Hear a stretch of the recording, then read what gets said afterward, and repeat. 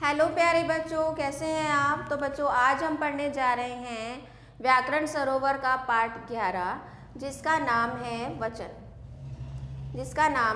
वचन। तो वचन यानी कि नंबर। वचन से शब्द के एक या अनेक होने का बोध होता है। वचन या तो एक वचन होते हैं या बहुवचन होते हैं।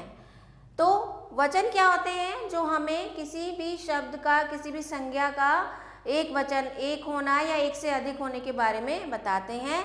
तो वचन या तो एक वचन होगा या बहुवचन होगा।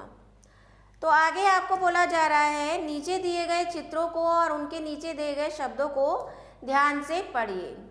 तो यहाँ पर देख सकते हैं तितली कितनी है? एक।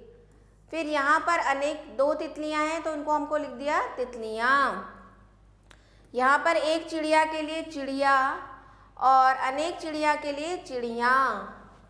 यहाँ पर एक केले के लिए केला और यहाँ पर अनेक केलों के लिए केले लिखा गया है। तो बच्चों आपको क्या बताया जा रहा है कि बाईं ओर दिए गए चित्रों और शब्दों तितली, चिड़िया और केला से उनके एक होने का बोध होता है। यहाँ पर जितने भी वर्ड्स थे वो एक थे और दाईं ओर दिए गए चित्रों और शब्दों तितलियाँ, चिड़िया और केले से एक से अधिक संख्या में होने का बोध होता है।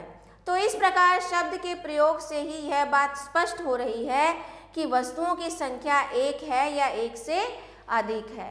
तो वचनों से हमें वस्तुओं की संख्या के बारे में पता चलता है कि कोई भी वस्तु जो है एक है या अनेक है।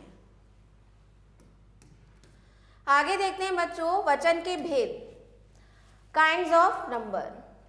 तो वचन के दो भेद होते हैं बच्चों, एक वचन और बहुवचन। एक वचन यानी कि सिंगुलर नंबर संज्ञा शब्द के इस रूप से एक व्यक्ति, प्राणी, वस्तु आदि का बोध होता है, जैसे कुत्ता, लड़की, बतख, पुस्तक। बहुवचन शब्द के इस रूप से संज्ञा या सर्वनाम के एक से अधिक होने का बोध होता है, जैसे कुत्ते, लड़कियां, बतखें और पुस्तकें।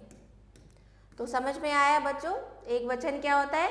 जहाँ पर एक वस्तु या प्राणी के बारे में बात की जाती है, और बहुवचन जहाँ पर एक से अधिक वस्तु या प्राणी के बारे में बात की जाती है। तो याद रखें, जब एक वचन शब्दों को बहुवचन में बदलते हैं तो उनका रूप प्राय बदल जाता है। तो जब हम एक वचन से बहुवचन में बदलेंगे तो उनका रूप बदल जाता है। जैसे पुस्तक का हो गया पुस्तकें, रात का हो गया रातें, तोता का हो गया तोते, कपड़ा का हो गया कपड़े, पौधा का हो गया पौधे, किताब का किताबें, बच्चा का हो गया बच्चे, बेटा का हो गया बेटे, मेला का हो गया मेले, लड़का का लड़के, मेज़ का मेज़ें, आँख का आँखें, कमरा का कमरे, पत्ता का पत्ते, घोड़ा का घोड़े। इसी तरह से आगे भी आप देख सकते हैं, नदी नदियाँ, बकरी बकरियाँ, कहानी कहानियाँ, मिठाई मिठाइयाँ, गाय गायें, चाबी चाबियाँ, बिल्ली बिल्लियाँ, गुड़िया गुड़ियाँ, रोटी रोटियाँ, सब्जी सब्जियाँ, मछली मछलियाँ, सपना सपने। ठीक है बच्चों। तो कुछ शब्दों के एक वचन और बहुवचन रूप समान रहते हैं, ऐसे ही कुछ शब्द नीचे दिए गए हैं। जैसे कुछ शब्द होते हैं जो एक वचन और बहुवचन में समान रूप से ही लिखे जाते हैं, जैसे बाग। बाग एक वचन के लिए भी बाग ही लिखेंगे हम, और बहुवचन अगर एक से ज़्यादा बागों के बारे में बात हो रही है तो वहाँ पर भी हम बाग का ही इस्तेमाल करेंगे। इसी तरह से नाक, भाई, शंख, गांव, कान, सिर, शेर, आम, पेट, कबूतर, बैल, माली, बाल, मोर, खरगोश, सेब, फल, हाथी, पिता, दिन, कमल, पेड़, कप, घर, गुलाब, नर आदि। आगे पढ़ते हैं बच्चों, वचन का क्रिया पर प्रभाव। वचन बदलने से क्रिया का रूप भी बदल जाता है। जैसे लड़का पढ़ रहा है, लड़के पढ़ रहे हैं। मेज पर एक सेब रखा है, मेज पर 4 सेब रखे हैं। फिर है आदर या सम्मान प्रकट करने के लिए एक व्यक्ति के लिए भी बहुवचन का प्रयोग किया जाता है। जैसे महात्मा गांधी एक महान नेता थे। क्योंकि हम उनको सम्मान दे रहे हैं तो हम यहाँ पर नेता था नहीं लिखेंगे, नेता थे लिखेंगे। गुरुजी मुझे पढ़ाते हैं, तो यहाँ पर भी पढ़ाते हैं लिखा जाएगा अगर हम किसी सम्माननीय व्यक्ति के बारे में लिख रहे हैं या बोल रहे हैं। तो बच्चों, आपने क्या जाना इस पाठ में? शब्द के जिस रूप से उसकी संख्या का बोध होता है उसे वचन कहते हैं। वचन के 2 भेद होते हैं, एक वचन और बहुवचन। संज्ञा शब्द के जिस रूप से एक व्यक्ति, प्राणी, वस्तु आदि का बोध होता है उसे एक वचन कहते हैं। संज्ञा शब्द के जिस रूप से एक से अधिक व्यक्तियों, प्राणियों, वस्तुओं आदि का बोध होता है उसे बहुवचन कहते हैं। सजीव वस्तुओं की तरह निर्जीव वस्तु भी पुल्लिंग और स्त्रीलिंग होती हैं। आगे देखते हैं अभ्यास कार्य। मौखिक उत्तर दीजिए। दवाई शब्द का बहुवचन क्या होता है? तो दवाई शब्द का बहुवचन क्या होता है बच्चों? दवाइयाँ। दिल्ली का अक्षरधाम एक वचन है या बहुवचन? तो यह एक वचन है। तो पहला अभ्यास कार्य है कोष्टक में से सही शब्द छांटकर रिक्त स्थान भरिए।